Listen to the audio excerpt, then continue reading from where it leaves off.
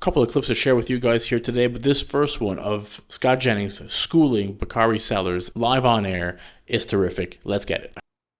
I want to continue our conversation with two of our political commentators. Scott Jennings and Bakari Sellers are here. Let's begin with you here, Scott.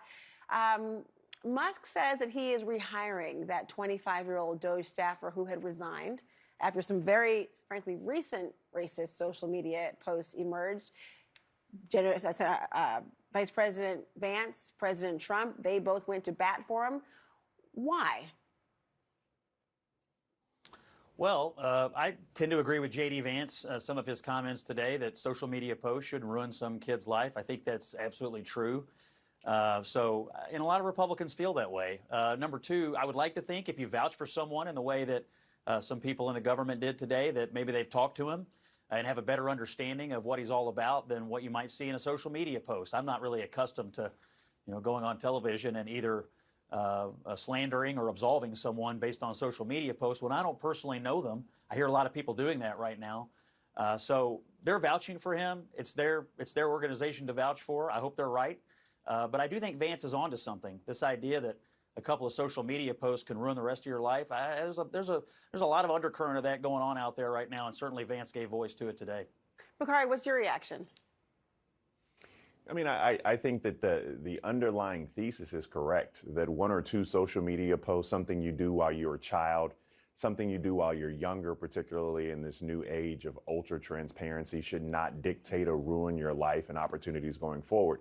The difference is this kid has access to trillion-dollar systems. This kid is someone who is not a legislative assistant or a page. He is someone who is actually going in the highest levels of our bureaucracy and having access to some of our classified and most secure secrets. And so, no, he does not deserve to be rehired back because this is not a menial task or some job that is the equivalent of doing something else. Should he have a career? Should he be able to go to college or get another degree or whatever it is? Yes. But should he be able to do the things he's been doing? The answer is no. And I wish we got to the point where we no longer tolerated racism in this country. And I wish we got to the point where we no longer tolerated and understood that even one racist is too much. And I think that because we just alleviate that burden, because we allow that to be pervasive, it builds this distrust and drives us further apart and becomes more divisive. So no, he don't need his job back. He does need a lesson in understanding that we're all in this thing together. To be clear, this is a 25-year-old. These are recent posts. It's not somebody who's looking in the far rearview mirror and had some epiphany because of a long-term evolution. That, I think, is a central issue here. But, Scott, let me turn for a second to what the power might be. The directives coming from Trump, he says, to Musk, who is then going to be going for the Pentagon and the military soon. I seem to remember a time, speaking of youth, I'm young enough and old enough to remember that touching the military and having anyone's hands on it and anyone's eyes into it was problematic. Are Republicans going to support that?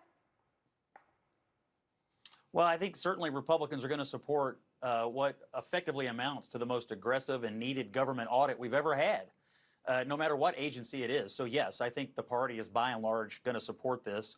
I mean, I think the Pentagon is an agency that absolutely should be looked at like any other. I don't want Elon Musk or anyone else going in and saying we need to shrink the size of our military or somehow reduce our national capacity to wage war or defend the nation. But you can't look at a bureaucracy this size and tell me that there is not waste, fraud, and abuse that could be ferreted out if somebody like Elon Musk and his team were willing to go in and do it. Of course they're going to find things. They'll find things in every single agency. And I think the American people are asking for that. And I have no doubt that you could get rid of some waste, fraud, and abuse in the Pentagon and have no impact on our national security whatsoever. And in fact, maybe you might enhance our national security by getting rid of some duplicative bureaucracy or some things where money's being spent on things it shouldn't be spent on, maybe redirect those things to more mission-critical items. I mean, is it a little disconcerting if you're a member of Congress, Bakari, and Elon Musk is somehow being given the carte blanche to do that which your oversight is supposed to do? Is it Congress ceding this and saying, you know what, it didn't work for us, so go ahead and you try? I thought the Founding Fathers had a very different notion of the people who were supposed to have these roles and that power of the purse. Her saying that the military and the Pentagon don't like to be auditing. It's like, well, how are you going to audit them if you're not allowed to audit them? These people have not been able to balance their books. They're losing billions and billions of dollars every year that they've misplaced, quote unquote, misplaced. Somebody's got to go in and clean that up. Let's get back to it. But before that, if you don't mind just smashing that thumbs up button for your boy, that goes a long way to help me out. And also, if this is not your first time here and you're not yet subscribed, hopefully this could be the video that I can earn your subscription. Let's get back to it. Yeah, I'm honestly not sure what Congress is doing. Mike Johnson is fundamentally irrelevant, and Democrats are trying to find their sea legs as if they were surprised by what would happen. So I'm not even sure if there is a necessary relevance of either Democrats or Republicans in the House or Senate.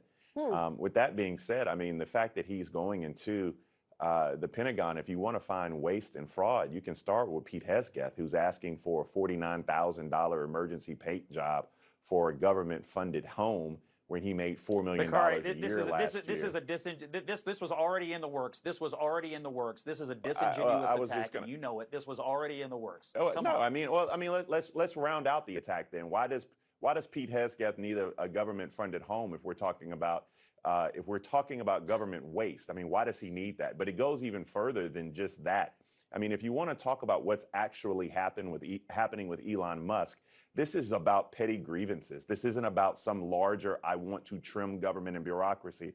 Look at what he did at USAID. It's an agency that was investigating him because who was a beneficiary of USAID grants? Who else but Elon Musk and Starlink?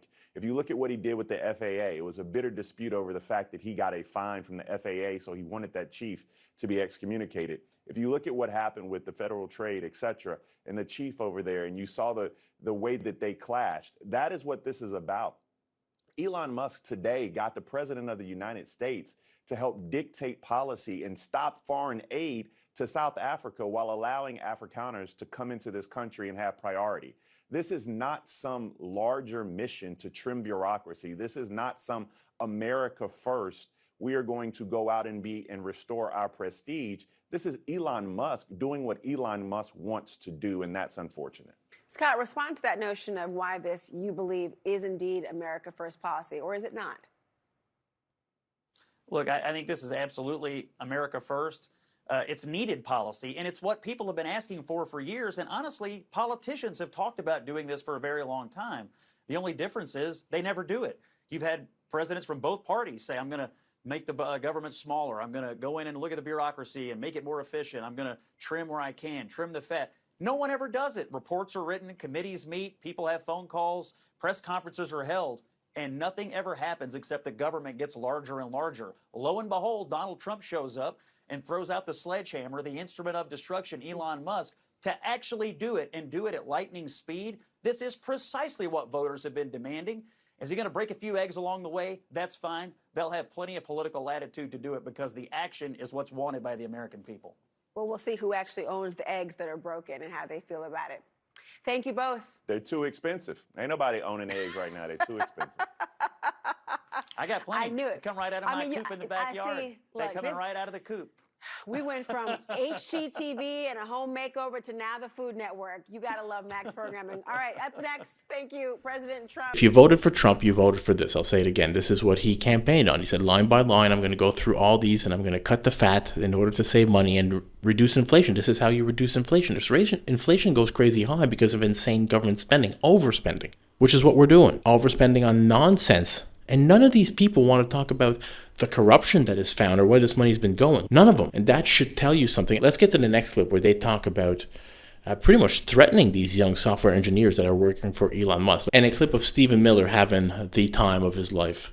Let's get it. I want to know who are these young, highly intelligent, highly motivated zealots following him into these buildings and shutting off payments to schools and Head Starts. I want to know their names. Well, they're trying to. The local officials are trying to make that official. The newly installed Trump are threatening people for naming their names. Just so you know. But go ahead. Oh yeah, but they can unmask CIA officers who put their lives in harm's way to try and keep our Americans safe.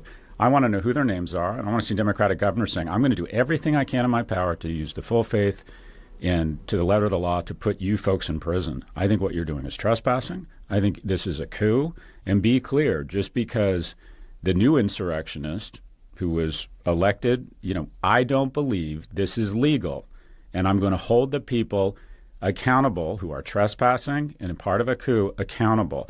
To just sit back and say this is horrible and this is unlawful, we need to go gangster here and say, look, we are not negotiating around this stuff. This is illegal. This is a coup. This is the unlawful seizure of power. We are not going to engage in these bullshit, ridiculous arguments over, Gaza and Greenland. We are going to hold the people accountable. Here are their names. Here are their faces. And we have contacted the local authorities in where these kids live, these young adults, and we are going to hold them accountable. And the question is, a lot of them are like, what do we do? They're literally asking me, what do we do to stop him? I was like, I just don't. I was like, you actually don't have the means to do so, because these poor people are in these agencies. And when these idiots come in, these children, these arrogant little pricks come in and say, we're going to call the federal marshals, or the president has ordered you to step aside. They kind of have to, you have to be resistant and be walked out by security. And then security doesn't know which one to listen to, right? Essentially. I'd like to see all, whatever it is, 48 or 49 U.S. senators and any Republicans that want to join. I'd like to see a couple hundred members of Congress go to the fucking building where this is and demand to go in and physically stop this and let them arrest you. The Democrat use of the term unelected is really quite remarkable here. Donald Trump was elected in an overwhelming landslide. These are Donald Trump staffers. In the sense, like saying that Mike Walls, the National Security Advisor, is unelected, or Susie Wiles, the Chief of Staff, is unelected, or Donald Trump's communications team is unelected. This is presidential staff that serves at the pleasure and for the president, just as I do. I am a staffer for the President of the United States. He is elected. He is the one the American people have chosen to implement his agenda. This is the agenda the American people voted for, that he is asking his staff, his subordinates, his employees to implement. The unelected power in this country is the rogue bureaucracy. USAID is unelected.